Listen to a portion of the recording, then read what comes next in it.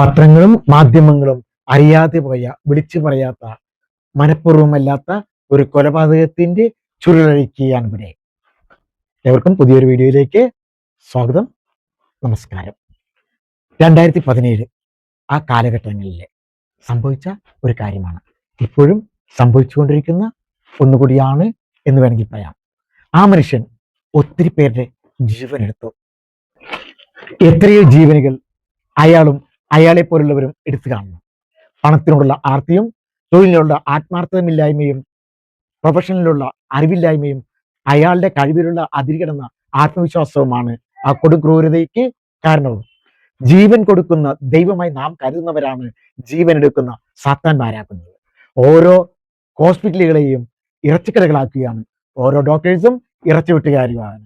അവിടെ എവിടെയാണ് ആത്മാർത്ഥത വരുന്നത്? എവിടെയാണ് വളർത്തൽ വരുന്നത്? അവിടെ സംഹാരമല്ലേ, കൊലപാതകമല്ലേ? അതിലേക്കാണ് ഞാൻ വരുന്നത്. ഒരു റിട്ടയറായ മനുഷ്യൻ, അദ്ദേഹത്തിന് ഇപ്പോൾ 70-75 വയസ്സെങ്കിലും കുറഞ്ഞത് കാണണം. അദ്ദേഹം ചെയ്ത ഒരു കൊലപാതകത്തിന്റെ കഥയാണ് ഞാനിവിടെ പറയുന്നത്. സംഭവമാണ് ഞാനിവിടെ പറയുന്നത്.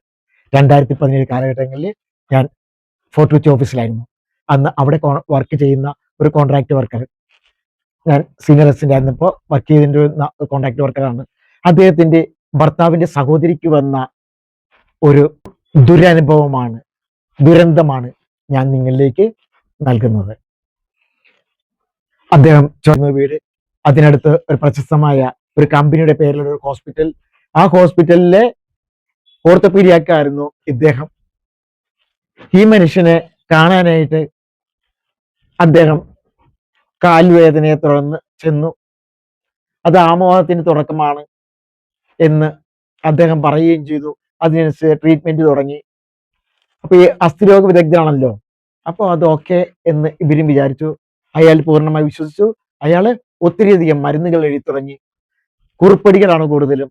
അത് ഹോസ്പിറ്റലിൽ നിന്ന് എല്ലാ പുറത്തു നിന്നാണ്. അതും വില കൂടിയ മരുന്നുകൾ, ഹൈ ഡോസുള്ള മരുന്നുകൾ. അപ്പൊ അദ്ദേഹം കൊടുക്കുന്നതെന്ന് പറഞ്ഞിട്ടുണ്ടെങ്കിൽ ഒരു ആഴ്ചത്തെ മരുന്നാണ് കൊടുക്കുന്നത്. ആ ഒരാഴ്ച കഴിഞ്ഞ് വീണ്ടും അദ്ദേഹത്തെ പോയി കാണണം. ആ ഒരാഴ്ചത്തെ മരുന്ന് പറയുന്നുണ്ടെങ്കിൽ ആയിരങ്ങളായിരുന്നു പറഞ്ഞു വരുന്നത്. അങ്ങനെ കഴിച്ചു തുടങ്ങി. ആദ്യം നല്ല ആശ്വാസം തോന്നി. എന്നാൽ തന്നെ പതുക്കെ പതുക്കെ അത് ഗുരുതരമായ അവസ്ഥയിലോട്ട് ചെല്ലുകയാണ്. ഉമിനീര് പോലും ഇറക്കാൻ പറ്റാത്ത അവസ്ഥ. അദ്ദേഹത്തിന്റെ വായ നിറയെ പുണ്ണായി, അതായത് പഴുപ്പായി. അതേ തുടർന്ന് മറ്റൊരു ഹോസ്പിറ്റലിൽ പോകാനായിട്ട് അവർ നിർബന്ധിതയാവുകയാണ്. അങ്ങനെ എറണാകുളത്തെ ഒരു ഹോസ്പിറ്റലിലേക്ക് പോകാൻ വേണ്ടിയിട്ട് അദ്ദേഹത്തിന്റെ അടുത്ത് നിന്ന് സമ്മറീസും ചീട്ടും മേടിക്കാൻ വേണ്ടി ചെന്നു കഴിഞ്ഞപ്പോൾ അയാൾക്ക് തോന്നിയിട്ടുണ്ടാവണം തന്നിൽ നിന്ന് സംഭവിച്ചതായിരിക്കാം ഇതെന്ന്. ആണ് എന്ന് അയാൾക്കറിയാം. അയാൾ പറഞ്ഞ മറ്റൊരു കാര്യമാണ്, ഞാൻ ഇനി ഒരാഴ്ചത്തേക്ക് ലീവാണ്, ഞാൻ മോളുടെ അടുത്തേക്ക് പോവുകയാണ്. അപ്പൊ ആയതിനാൽ നിങ്ങൾ കോട്ടയം മെഡിക്കൽ കോളേജിലേക്ക് പോകും, അവിടെ ഒരു ഡോക്ടർ എനിക്ക് പരിചയക്കാരനുണ്ട്, അദ്ദേഹത്തിന് ഞാൻ വിളിച്ചു പറഞ്ഞേക്കാന്ന് പറഞ്ഞു. അപ്പൊ ഇവര് പറഞ്ഞു, ഞങ്ങളുടെ വീട് ഇവിടെയല്ലേ, ഞങ്ങൾ എറണാകുളത്ത് എവിടെയെങ്കിലും പോകാം. എറണാകുളത്ത് പോയി ശരിയാവില്ല, എറണാകുളത്ത് ഭയങ്കര റേറ്റ് ആവും, ലക്ഷങ്ങളായിരിക്കും മേടിക്കുന്നത്. അപ്പൊ ചോദിച്ച ഇതാണ് കാര്യം, ഇദ്ദേഹം ചെയ്ത ട്രീറ്റ്മെന്റിന് ഈ ലക്ഷങ്ങളാവില്ലല്ലോ എന്നൊരു മനസ്സിൽ ചോദിച്ചെങ്കിലും ഡോക്ടർ പറഞ്ഞതുപോലെ ചെയ്തു. കാര്യം അദ്ദേഹമാണല്ലോ ട്രീറ്റ് ചെയ്തത്, അദ്ദേഹത്തിനുള്ള ദൈവത്തിനെ പോലെ കണ്ടത്. അങ്ങനെ ഇവര് കോട്ടയം മെഡിക്കൽ കോളേജിൽ ചെന്നു. കോട്ടയം മെഡിക്കൽ കോളേജിൽ ചെന്നപ്പോൾ അവിടെ ബെഡില്ല, കിടക്കാനായിട്ടുള്ള സൗകര്യമില്ല, തറയിലാണ് കിടക്കേണ്ടി വരുന്നത്. ഇത്രയും സീരിയസ് ആയിട്ട് പോകുന്ന ഒരു സ്ത്രീയെ കിടത്താൻ താഴെ മതിയോ, തറ മതിയോ എന്ന തലത്തിൽ അവർ ചിന്തിച്ചു. അവർ മറ്റൊരു ഡോക്ടേഴ്സിനോട് സംസാരിച്ചു. അപ്പോൾ അവർ പറയുന്നത് ഇതാണ്, ഇവർ സീരിയസ് കണ്ടീഷൻ ആണെന്നാണ് പറയുന്നത്. അവരുടെ കൗണ്ട് നോക്കിയപ്പോൾ 300-ൽ താഴെയാണ് ബ്ലഡിന്റെ കൗണ്ട്. അതുപോലെ തന്നെ വായ നിറയെ പുണ്ണെന്ന് പറയുന്ന പോലെ പഴുപ്പുകളാണ്, വ്രണങ്ങളാണ്. അപ്പൊ ഉള്ളിലൊരു കൊളോണോസ്കോപ്പും മറ്റുള്ളതൊക്കെ ഇട്ട് നോക്കിയപ്പോൾ എന്താണ് അറിയുന്നത്, ഉള്ളിൽ കംപ്ലീറ്റ് പഴുത്ത കുടലെല്ലാം വല്ലാത്തൊരവസ്ഥയിലാണ്. ഇനി ആ ഹോസ്പിറ്റലുകാർക്ക് ഒന്നും ചെയ്യാനില്ല. അപ്പൊ അയാൾ ഉടനെ തന്നെ ഇവരുടെ അടുത്ത് നിന്ന് ഫോൺ മേടിച്ചിട്ട് പറയുകയാണ്, നിങ്ങൾ ഡോക്ടറെ ഒന്ന് വിളിക്കാൻ പറഞ്ഞു. അങ്ങനെ ഡോക്ടറെ വിളിച്ചു. ഡോക്ടർ ഉടനെ സംസാരിച്ചു തുടങ്ങി. അപ്പൊ അതായത് ഇവരുടെ ഇപ്പൊ എന്റെ സ്റ്റാഫിന്റെ ഹസ്ബൻഡിന്റെ ഫോൺ വാങ്ങിച്ചിട്ടാണ് അവർ സംസാരിച്ചത് ആ ഡോക്ടർ. ആ സംസാരിച്ചുകൊണ്ടിരിക്കുന്ന കൂട്ടത്തിൽ ആ മനുഷ്യൻ പറഞ്ഞ കുറച്ച് കാര്യങ്ങളുണ്ട്. അത് എൻ്റെ അടുത്ത് ഇപ്പോഴും ഓഡിയോ റെക്കോർഡിംഗ് ആയിട്ടുണ്ട്. അതിൽ പറയുന്ന കാര്യം ഇതാണ്, ആ പേഷ്യന്റിന് 54 വയസ്സുള്ള ആ സ്ത്രീക്ക് രണ്ട് മക്കളുടെ അമ്മയായ ആ സ്ത്രീക്ക് ഇയാൾ കൊടുത്തിരുന്ന ആ മരുന്നുകളുടെ ലിസ്റ്റ് പറയുകയാണ്. ഞാൻ ഒരു ആഴ്ചയിൽ ഒരു മരുന്ന് വെച്ച് കഴിക്കുന്നത് ഈ സ്ത്രീക്ക് എഴുതിയത് ദിവസത്തിൽ 2 പ്രാവശ്യം കഴിക്കുന്നതായിട്ട് എഴുതിയെന്ന്. അത് ഇദ്ദേഹത്തിന് പറ്റിയ തെറ്റാണ്. ഇയാളുടെ പാളിച്ചുകൊണ്ട് മാത്രമാണ് സംഭവിച്ചത്. അത് അവിടെ പറഞ്ഞു. ആ ഡോക്ടർ പറഞ്ഞപ്പോ ആ ഡോക്ടർ ഇവരോട് പറഞ്ഞു, നിങ്ങളോട് ചെയ്തത് ആ ഡോക്ടറാണ്, ആ ഡോക്ടറിലൂടെയാണ് ഇങ്ങനെ വന്നതെന്ന്. അങ്ങനെ ഉടനെ അവരെ ഡിസ്ചാർജ് ചെയ്തു നേരെ എറണാകുളത്തെ മെയിൻ ഹോസ്പിറ്റലിലേക്ക് കൊണ്ടുവരികയാണ്. ട്രസ്റ്റ് ഹോസ്പിറ്റലിൽ കൊണ്ടുവന്ന് അവിടെ കൊണ്ടുവന്ന് ട്രീറ്റ് ചെയ്യുകയാണ്. ട്രീറ്റ് ചെയ്തിട്ട് അവർ പലവിധ രീതിയിൽ നോക്കി ആ ജീവനെ തിരിച്ചു പിടിക്കാനായിട്ട്.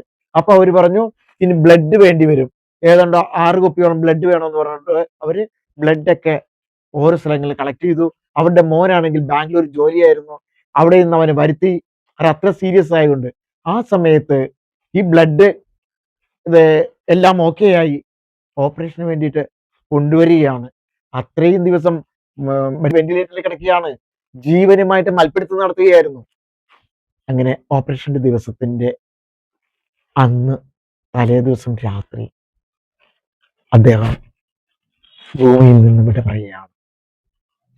ആ 2 മക്കളെയും വിട്ട് ഭർത്താവിനെയും വിട്ടുകൊണ്ട്. അപ്പോൾ ഡോക്ടേഴ്സ് പറഞ്ഞു, ഈ മരുന്നുകൾ കൊണ്ട് സംഭവിച്ചതല്ലേ ഇത്, ആയതിനാൽ ഒരു പോസ്റ്റ്മോർട്ടം ചെയ്യുന്നത് നന്നായിരിക്കും എന്ന് പറഞ്ഞു. ബന്ധുക്കളും അതിനെ സപ്പോർട്ട് ചെയ്തു. സ്വന്തം സഹോദരനും അദ്ദേഹത്തിന് പറഞ്ഞു, നിങ്ങൾ ഈ ചേച്ചിയെ പോസ്റ്റ്മോർട്ടം ചെയ്യണമെന്ന്. അപ്പൊ അദ്ദേഹം പറഞ്ഞൊരു കാര്യമുണ്ട്, മരുന്നുകൾ കഴിച്ചുകൊണ്ട് വെണ്ണീറായ ഈ ശരീരത്തിൽ ഇനി എന്തിനാണ് കത്തിവെക്കുന്നത്, എനിക്കിത് മതി, അവളുടെ ശരീരം എനിക്ക് കിട്ടിയല്ലോ. വളരെ വിഷമത്തോടെയാണ് അദ്ദേഹം അത് പറഞ്ഞത്. മനസ്സിലാക്കുക, പണക്കൊതിക്ക് വേണ്ടിയിട്ടാണ് ആ സ്ത്രീയുടെ ജീവൻ അവരെടുത്തത്. ആ മനുഷ്യന്റെ അറിവില്ലായ്മയല്ല, അദ്ദേഹത്തിന്റെ പ്രായമാണ്. നിങ്ങൾ മനസ്സിലാക്കുന്ന ഒരു കാര്യമുണ്ട്, ഓരോ റിട്ടയർ ചെയ്ത മനുഷ്യനെയും വിളിച്ചുകൊണ്ട് ഡോക്ടർ സ്ഥാനത്തേക്ക് ഇരുത്തുമ്പോൾ നിങ്ങൾ മനസ്സിലാക്കേണ്ട ഒരു കാര്യമുണ്ട്, അവരുടെ മെമ്മറി കറക്റ്റ് ആണോ എന്ന്. അപ്പോൾ നിങ്ങളറിയും, ഒരു ജഡ്ജിമാർക്ക് 68 വരുന്നത്, പക്ഷെ അവരെ ഒരു അന്വേഷണ കമ്മീഷൻ എടുക്കുന്ന എപ്പോഴാണ്? 60-70 വയസ്സാകുമ്പോഴാണ്. ഒരു സർക്കാർ എംപ്ലോയിനെ 56 വയസ്സ് കഴിയുമ്പോൾ അവരെ പറഞ്ഞു വിടും വീട്ടിലേക്ക്. പിന്നെ തിരിച്ചെടുക്കുന്നത് എങ്ങനെയാണ്? കോൺട്രാക്ട് വർക്കേഴ്സ് ആയിട്ട് അവരെ 10, 65, 70 വയസ്സും വരെ ഓഫീസിൽ വെക്കുകയാണ്. എന്താണ് ലാഭം വരുന്നത്? അവർക്ക് കൊടുത്തോണ്ടിരിക്കുന്ന ശമ്പളം കൊടുക്കണ്ട, കൂടുതൽ ശമ്പളം കൊടുക്കണ്ട, അതിന്റെ 5 കൊടുത്താലും മതി. അവർ പട്ടിയെ പോലെ കഴുതയെ പോലെ ജോലി ചെയ്യും എന്നവർക്കറിയാം. അതുപോലെ അഡ്വക്കേറ്റ് ആണെങ്കിൽ അവർ മരിക്കുന്നവർ അഡ്വക്കേറ്റ് ആണ്, ഒരു വൈദികനാണെങ്കിൽ മരിക്കുന്നവരെ വൈദികനാണ്. എങ്കിലും വൈദികനും പറയുന്നുണ്ട് 75 വയസ്സിന് അപ്പുറത്തേക്ക് വൈദികന് പള്ളിയിൽ ഇരിക്കാൻ പറ്റില്ല. പക്ഷെ ഡോക്ടർ ആണെങ്കിൽ മരിക്കുന്നവരെ 100 വയസ്സാണെങ്കിൽ 100 വയസ്സ് വരെ അയാൾക്ക് ചികിത്സിക്കാം. അയാളുടെ മെമ്മറി കറക്റ്റ് ആവുന്നില്ല, അൽഷിമേഴ്സ് വന്നാൽ അയാൾക്ക് ചെയ്യാം. ഈ കഴിഞ്ഞ ദിവസം അറിഞ്ഞു, ഒരു അൽഷിമേഴ്സ് വന്ന ഒരു സ്ത്രീ, ഒരു ഡോക്ടർ അവർ ചികിത്സിച്ച കാര്യം. അപ്പൊ അവർ എന്ത് മരുന്നാണ് കൊടുക്കുന്നത്, എന്ത് മരുന്നാണ് അവർക്ക് വേണ്ടിയിട്ട് അവർ യൂസ് ചെയ്യുന്നത്? അത് തന്നെയാണ് ഇപ്പോഴും ഈ മനുഷ്യൻ ഇന്നുമുണ്ട്. ഇപ്പോഴും ആ സ്ത്രീയെ കൊന്ന, ആ സ്ത്രീയെ പോലെ കുറെ പേരെ കൊന്ന, സോറി സ്ഥലം പറയുന്നില്ല. അപ്പോ ഒരു സ്ഥലത്തുള്ള ഒരു സ്ത്രീയുടെ കൈയുടെ ഒരു ഭാഗം തളർന്നു പോയി, ഇയാൾ ഓപ്പറേറ്റ് ചെയ്ത് തുടർന്ന് വീണ്ടും ഒരു ഓപ്പറേഷൻ ചെയ്യണമെന്ന് പറഞ്ഞിട്ട് അതിന്റെ ട്രീറ്റ്മെന്റ് ചെയ്തിരിക്കുകയാണ്. അന്ന് ഈ മരണം നടന്നതിന്റെ 2 മാസം കഴിഞ്ഞ് ഞാൻ അറിയുന്നത് അവരും മരിച്ചിട്ടുണ്ടാവണം. അപ്പൊ അങ്ങനെ എത്രയോ പേരുടെ ജീവനാണ് എടുത്തത്. ഞാനിത് പറഞ്ഞത് മറ്റൊന്നുമല്ല, ഈ കഴിഞ്ഞ ദിവസം നവജാത ശിശുക്കളായ 2 കുട്ടികള് മരണമടഞ്ഞു.